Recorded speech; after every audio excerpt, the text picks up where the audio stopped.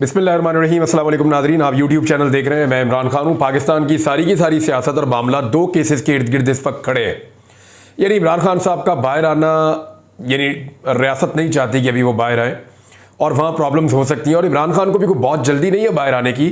वो निज़ाम को मज़ीद नंगा करने में मसरूफ़ हैं और उसके लिए उनको कुछ ज़्यादा नहीं करना पड़ रहा, उन्हें सिर्फ अंदर रहना पड़ रहा है। और उनके अंदर रहने से निज़ाम खुद ब खुद गलतियां करके एक के बाद एक अपने कपड़े उतारता चला जा रहा है। बहरहाल दो बड़े केसेस हैं जो मैं आपको बता रहा हूं। एक तो फैसला महफूज हो चुका है मखसूस नशिस्तों का, और इसका फैसला जो है जब आएगा सामने तो उसके बड़े दूर रस नताइज होंगे। जो लोग कोर्ट को कवर करते हैं ना, इनमें 5 बड़े आम लोग हैं। इनमें सदीक जान साहब हैं, असनात मलिक साहब हैं, मुतीउल्लाह जान साहब हैं, साकिब बशीर साहब हैं, असद तूर साहब हैं।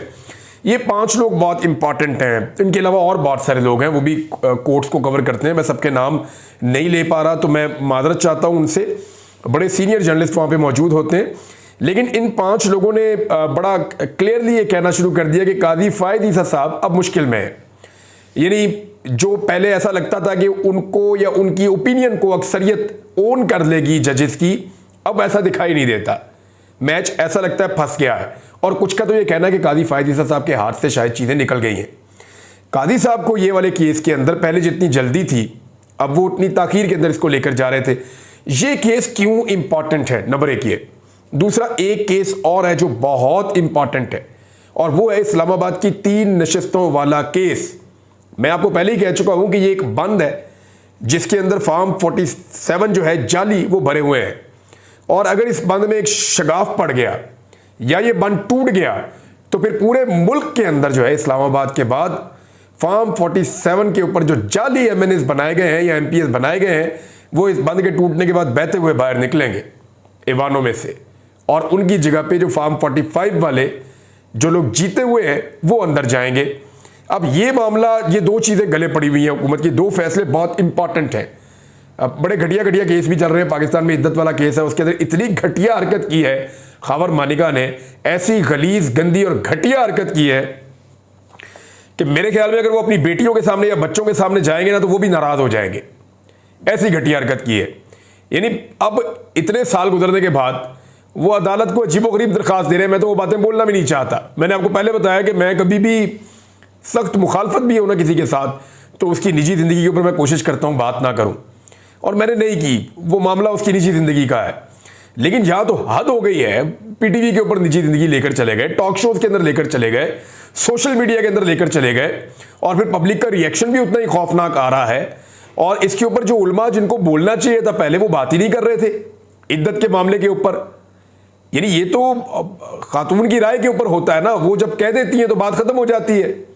इस्लाम में तो ये कहा जाता है, मौलवी खामोशी के साथ ये बातें करते हैं, लेकिन जितने बड़े आलिम दीन है पाकिस्तान में, बहुत बड़े बड़े नाम हैं, उनसे लोग शिकवा कर रहे हैं, जनाब आप बोले ही नहीं। एक खातून को सरे बाजार जो है वो रुस्वा किया जा रहा है, अदालतों के अंदर, ईवानों के अंदर रुस्वा किया जा रहा है, सोशल मीडिया पे, पाकिस्तान के मीडिया के ऊपर उनकी तज़हीक की जा रही है, और वो साबिक खातून है, अव्वल और बापर्दा खातून है, और उसके बावजूद कोई आलिम दीन बोलने के लिए तैयार ही नहीं है। वो इसलिए कि पाकिस्तान की रियासत जो है वो पुष्ट बनाई कर रही है ये सारा गंद डालने वालों की। लिहाजा रियासत के खौफ से उलमा बोल ही नहीं रहे। तो कलमाए हक बोलने वाले उलमा किधर गए? वो क्यों बात नहीं कर रहे? और जिस वक्त दूसरी तरफ से रिएक्शन आया, साथ ही उलमा का जो है वो एक प्रेस रिलीज हमने देख लिया कि इस मामले के अंदर जो है शरई मामला है, तो इसके ऊपर ये ना किया जाए, वो ना किया जाए। मेरे ख्याल में इंतहाई नामुनासिब चीज़ें हैं जो पाकिस्तान में हो रही हैं, और बहुत ही घटिया नौयत की सियासत है जो पाकिस्तान में हो रही है। मेरी इसमें सारी हमदर्दी जो है वो बुशरा बीबी के साथ है। आप 100 एलिगेशन उन पर लगा सकते हैं माजी में, और लगाने भी चाहिए आपको। अगर आपके पास सबूत है तो आप उनको जेल के अंदर रखें, करप्शन के सबूत है जेल के अंदर डालें। लेकिन किसी की निजी ज़िंदगी को इस तरह उन्हें जलील करना, रुसवा करना, ये तो अल्लाह रब्बुल इज़्ज़त भी इसकी इजाज़त नहीं देता, शरीयत इसकी इजाज़त नहीं देती। उलमा इकराम खामोशी से तो कह देते हैं, लेकिन खुलकर कोई भी सामने नहीं आता। तो एक केस जो है वो है मखसूस नशिस्तों वाला। इसका बहुत बड़ा इम्पैक्ट आएगा। वजह क्या है इम्पैक्ट की? क्योंकि ये जो केस है, इसका फैसला अगर पीडीएम की जमातों के हक में आ गया तो इसका मतलब है उनके पास 2/3 अक्सरियत होगी, और अगर उनके पास 2/3 अक्सरियत होगी तो फिर वो कादी फ़ायद ईसा साहब को एक्सटेंशन भी दे सकेंगे, जिसके पाकिस्तान की सियासत के ऊपर बड़े गहरे असरात होंगे। क्योंकि कुछ लोग ये क्लेम कर रहे हैं कि कादी फायद ईसा साहब जो है वो एक्सटेंशन नहीं लेना चाहते, लेकिन वो हर चीज़ की तरदीद करते हैं, इस चीज़ की उन्होंने अभी तक तरदीद नहीं की है। तो एक तो ये केस है। अच्छा, इसमें एक चीज़ और याद रखिएगा, फ़र्ज़ करें कि ये नशिस्तें मिल जाती हैं पीडीएम की जमातों को, लेकिन दूसरी जानिब से इलेक्शन ट्रिब्यूनल्स के ज़रिए से 5-7 सीटें उनकी निकल जाती हैं बीच में से, और अगर उनकी सीटें वहाँ से निकल जाती हैं तो याद रखिएगा फिर भी 2/3 अक्सरियत जो है वो ख़त्म हो जाएगी। और वो एक केस मैं आपको बताता हूँ, वो जस्टिस तारिक महमूद जहांगीरी साहब की अदालत में केस चल रहा है, और उसमें इस्लामाबाद की 3 नशिस्तें हैं जिनके ऊपर इस वक्त फैसला होना बाकी है। कादी फायद ईसा साहब के हवाले से मैं आपको एक चीज़ बताऊं, जो फुल कोर्ट इजलास हुआ उसकी कुछ अंदरूनी चीज़ें जो हैं वो डिस्कस होकर बाहर निकली। मैं अगेन आपको बता रहा हूं कि मैं कोर्ट रिपोर्टर नहीं हूं, जो कोर्ट रिपोर्टर्स ने चीज़ें बाहर निकाली जिनके मैंने आपको नाम लिए थोड़ी देर पहले, उन्हीं लोगों ने ये क्लेम किया कि ये बातें अंदर से उन्हें मालूम हुई है कि फुल कोर्ट की जो मीटिंग हुई है या इजलास हुआ है उसमें क्या चीज़ें तय हुई हैं। एक तो ये चीज़ है कि इजलास में कादी फायद ईसा साहब को ये बताया गया कि ये जो आप सोच रहे हैं, जिस तरह से आप कर रहे हैं, इस तरह तो लोग जो हैं वो, एक जज साहब ने कहा कि मौलवी तमीज़ुद्दीन केस को भूल जाएंगे, जस्टिस मुनीर वाला जो केस है, यानी पाकिस्तान में बदतरीन मिसाल दी जाती है तो उस केस की और उस मामले की दी जाती है। तो ये बताया गया अदालत में कि इजलास में कि जनाब लोग उसको भूल जाएंगे अगर ये ऐसे किया गया तो। दूसरा ये भी बताया गया कि कादी फायद ईसा साहब आपके इस फैसले को अगले 4 या 5 चीफ जस्टिस जो हैं वो भुगतेंगे। एक तो कादी साहब खुद हैं, और दूसरे मंसूर अली शाह साहब हैं, तीसरे जस्टिस मुनीब अख्तर साहब हैं, जस्टिस आयशा मलिक साहिबा को भी गालिबन बनना है chief justice of Pakistan, justice Shahid Waheed साहब हैं, उनकी भी बारी हो सकती है, और जस्टिस याजा अफरीदी साहब, ये वो लोग हैं जो फ्यूचर में चीफ जस्टिस बन सकते हैं सुप्रीम कोर्ट ऑफ पाकिस्तान के। तो इसमें कादी साहब को लगता था कि अभी टाइम लेना चाहिए, मजीद इसमें डिले होना चाहिए, मजीद इसको चीज़ों को क्लियर करना चाहिए। तो यहाँ एक जज साहब ने कहा जी ठीक है, आपने टाइम लेना तो आप ले लें, हम तो फैसला सुना देंगे, और अगर बाकी जजेस की राय आ जाएगी तो कादी साहब के ऊपर बहुत प्रेशर होगा। तो इस वजह से फिर कादी साहब ने और सब ने ये फैसला किया कि जल्दी फैसला सुनाया जाएगा। अब जब मैं आपसे बात कर रहा हूं तो मुमकिन है 24 घंटे में, 48 घंटे में, इसके बीच बीच में किसी भी वक्त आपके सामने सुप्रीम कोर्ट ऑफ पाकिस्तान का फैसला मखसूस नशिस्तों के हवाले से आ जाएगा। अच्छा, इसमें यह कहा जा रहा है कि अभी भी बहुत फंसा हुआ है काम, अभी भी कोशिश की जा रही है कि ज़्यादा बंदे इधर हो जाए, ज़्यादा बंदे इधर हो जाए, लेकिन कुछ लोग बड़े एतमाद से कह रहे हैं कि पाकिस्तान तहरीक इंसाफ के हक में ये फैसला आएगा और मखसूस नशिस्तें सुन्नी इत्तेहाद कौंसिल और पाकिस्तान तहरीक इंसाफ को मिल जाएंगी। कुछ लोग कह रहे हैं कि नहीं, इसके बिल्कुल अपोजिट फैसला आएगा और नशिस्तें मिल जाएंगी पीडीएम की जमातों को। अच्छा, कुछ जो बड़े सीनियर वकला हैं उनका ये कहना है, मेरी जिन लोगों से बात हुई 2-4 लोगों से, उन्होंने कहा जी अदालत कुछ और भी कर सकती है, यानी ये ऐसे ब्लैक एंड व्हाइट में नहीं होगा, कुछ अजीब सा फैसला भी आ सकता है जिसके असरात बहुत दूर तक जाएंगे। इस फैसले को बड़ा तफसील से पढ़ना पड़ेगा, और ख़ास तौर पे जब तफसीली फैसला आएगा तो चीज़ें बहुत क्लियर हो जाएंगी। अब ये तो है नादरीन सूरत हाल इस केस की। दूसरा केस जो मैंने आपको बताया था, जो जस्टिस तारिक महमूद जहांगीरी साहब की अदालत में चल रहा है, वो रोज़ाना की बुनियाद पर केस सुन रहे हैं। एक दिन एक हल्का, दूसरे दिन दूसरा हल्का, तीसरे दिन तीसरा हल्का, और ऐसा लगता है कि वो सारा रिकॉर्ड मंगवा के और बहुत जल्द फैसला सुनाने की तरफ चले जाएंगे। बहुत मुमकिन है पीएमएलएन से ये सीटें छिन जाएं। अब तारिक फजल चौधरी साहब जो है उन्होंने एक और दरखास्त दे दी है, शोएब शाहीन साहब इनके मुकाबले में उम्मीदवार थे, तो उनका ये कहना है कि ये जो दरखास्त है इसको नाकाबिल समाअत करार दिया जाए।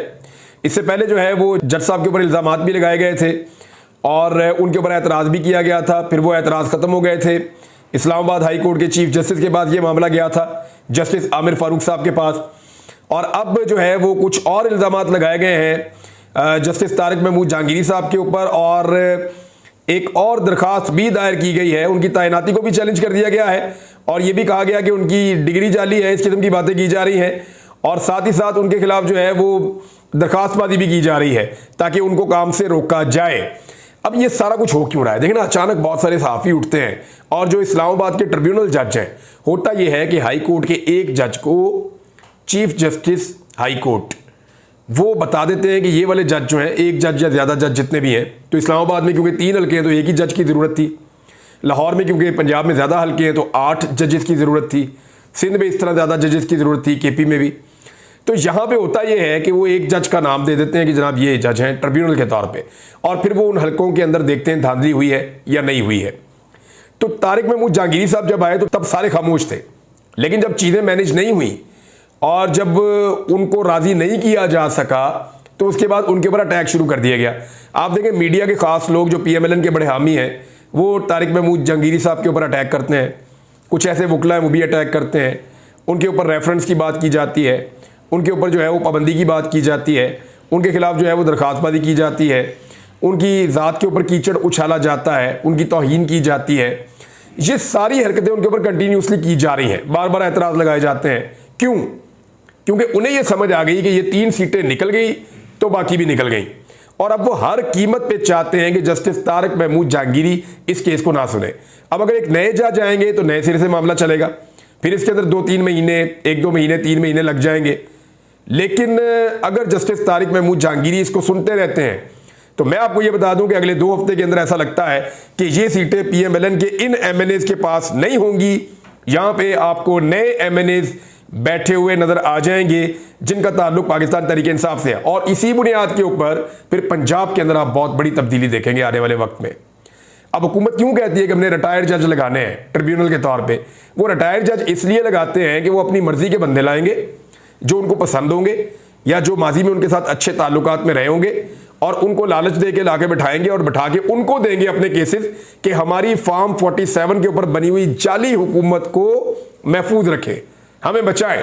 अब ये वो तरीका है जिसको हुकूमत अडॉप्ट कर रही है।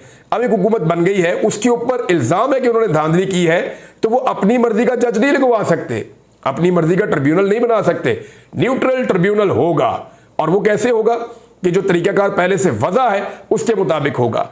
अब वो कानून तब्दील करें सिर्फ इसलिए कि हम फंसे हुए हैं, ये तो वही मिसाल हो गई ना कि इन्होंने नैब का कानून ही बदल दिया। किन लोगों ने? जिन लोगों के ऊपर नैब के केसेस बने हुए थे। इसी तरह अब ये कानून बदलने जा रहे हैं इसलिए कि इनकी अपनी सीटें फंसी हुई हैं, तो ये अपनी सीटें बचाने के लिए हरकत करना चाह रहे हैं।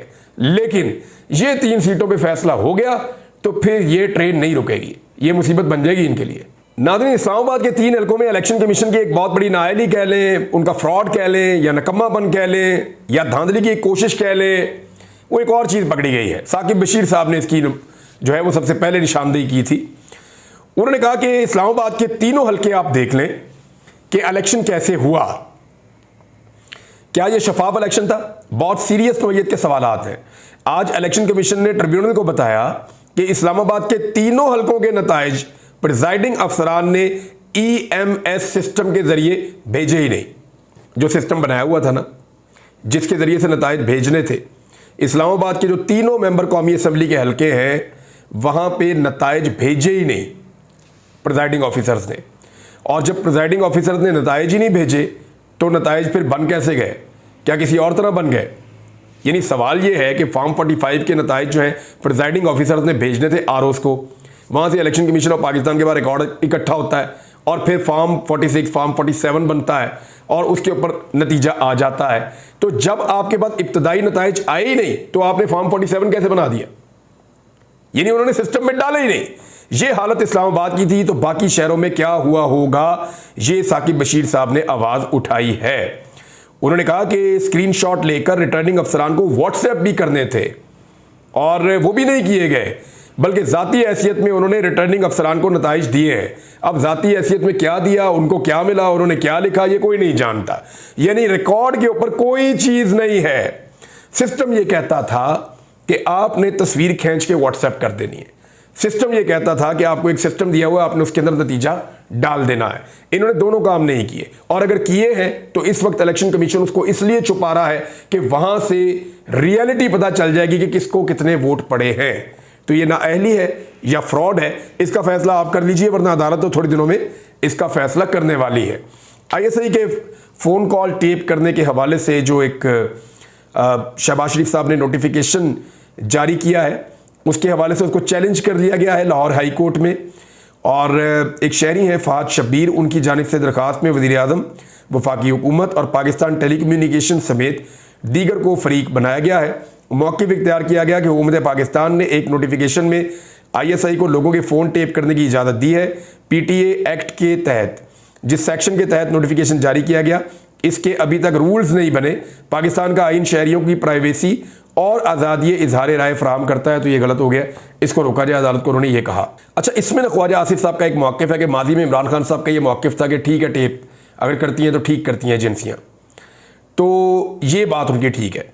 देखें, जो भी हुकूमत में होता है ना, उसको लगता है क्योंकि एजेंसियाँ उनके साथ मिलकर काम कर रही होती हैं तो बड़े खुश होते हैं हुकूमत में लोग कि ठीक है हमें टेपें मिल रही हैं, क्योंकि ये जो एजेंसियों के लोग हैं, ये जो भी वज़ीर-ए-आज़म ऑफिस में बैठा होता है उनको लाकर उनके मुखालिफिन की टेपें सुनवा रहे होते हैं, तो वो बड़े खुश हो रहे होते हैं कि हमें सारी इन्फॉर्मेशन मिल रही है कि हमारे मुखालिफिन क्या प्लान कर रहे हैं, क्या मनसूबा बना रहे हैं, तो सारी इन्फॉर्मेशन उनको मिल रही होती है, वो उससे बड़े खुश होते हैं। लेकिन उन्हें ये नहीं पता होता कि सेम टाइम में उनकी अपनी भी रिकॉर्डिंग हो रही है जो अभी उनको नहीं सुनाई जा रही, वो कल को इनके खिलाफ इस्तेमाल हो सकती है। तो जो भी हुकूमत में होता है वो ऐसा ही करता है। इमरान खान साहब से ये गलती हुई होगी, लोग करते हैं ऐसी गलतियां, और ये उनकी गलती थी, लेकिन इमरान खान में ये बात है कि वो अपनी गलती मान लेते हैं और अगर दोबारा ना करें तो बहुत अच्छी बात है। यानी सबको ये बात समझनी होगी कि जो चीज़ें आपको माजी में अच्छी लगती थी आज अगर बुरी लगती हैं उसूल की बुनियाद के ऊपर, तो फिर ये उसूल अच्छा वक्त हो या बुरा वक्त हो हमेशा कायम रहना चाहिए। जैसा कि इमरान खान साहब ने कहा नैब के केस में कि जनाब मुझे इसका बहुत फायदा होगा, ये जो इन्होंने कानून तब्दील किया है, लेकिन मेरे मुल्क को नुकसान होगा तो मैं अपने उसूली मौके पे खड़ा हूं, मुझे चाहे नुकसान हो जाए लेकिन ये जो इन्होंने तरमीम की है इसको खत्म किया जाए। तो इस तरह आपको अपने उसूली मौके पर खड़ा होना चाहिए। नाज़रीन, एक शहबाज शरीफ साहब ने एक ऐलान किया है और बड़े उसके इश्तिहारात लगवा दिए सारे अखबारात में कि 200 यूनिट तक जो बिजली इस्तेमाल करेगा उसके लिए खसूसी पैकेज दिया जा रहा है, और उसके लिए जो है वो 50 अरब रुपए का एक तारीखी रिलीफ पैकेज दिया जा रहा है। लेकिन आपको बताते हैं कि इन्होंने लोगों की जेबों से कितना माल निकाला और उसके बदले में ये पीनट जो है 50 अरब का, ये वापस उनको कैसे दे रहे हैं। पहले तो आप ये देखें कि 200 यूनिट तक बिजली इस्तेमाल करने वालों के रेट इन्होंने पहले बढ़ाए, फिर ऐसे लाखों सारिफीन के यूनिट्स 200 से बढ़ाकर उन्हें सस्ते वाले स्लैब से निकाला। यानी आपको हम बता रहे थे ना कि 200 यूनिट तक बिजली की जो कीमत है ना, वो अगर 10 रुपए है ना तो एकदम वो 50 रुपए हो जाती है, बढ़ के एकदम ऊपर जंप मारती है जैसे ही वो 201 यूनिट होती है। तो इन्होंने लाखों जो आपके यूजर्स है ना बिजली इस्तेमाल करने वाले, उनको ये टीका लगाया और उनसे बहुत हैवी किस्म के दुगने तिगने उनसे बिल इन्होंने निकलवा लिए, और 6 माह तक वो लोग जो है वो ये बिल भरते रहेंगे। और अब जो इजाफा किया है उसे सिर्फ 3 माह के लिए वापस लेने का कहकर अवाम से बेशुमार पैसा हथियाने के बाद थोड़ा सा पैसा उनके ऊपर वापस लगाकर उन पे एहसान चढ़ा रहे हैं, और उस पैसे को भी जो है वो इतनी उसकी उन्होंने मुहिम चलाई इश्तिहारी कि सारे अखबारात इसके साथ भर दिए। ऐसा ये फ्रॉड हुकूमत है। और लोगों को तो पता चलेगा जब अगस्त के बिल आएंगे, सितंबर के बिल आएंगे, तो उनको आइडिया हो जाएगा कि उनके साथ कैसा खौफनाक धोखा इन हुक्मरानों ने किया है। और खबरें बाद में देता हूं नाज़रीन, अब तक के लिए इतने, अपना ख्याल रखिएगा, अपने चैनल का भी। अल्लाह हाफिज़।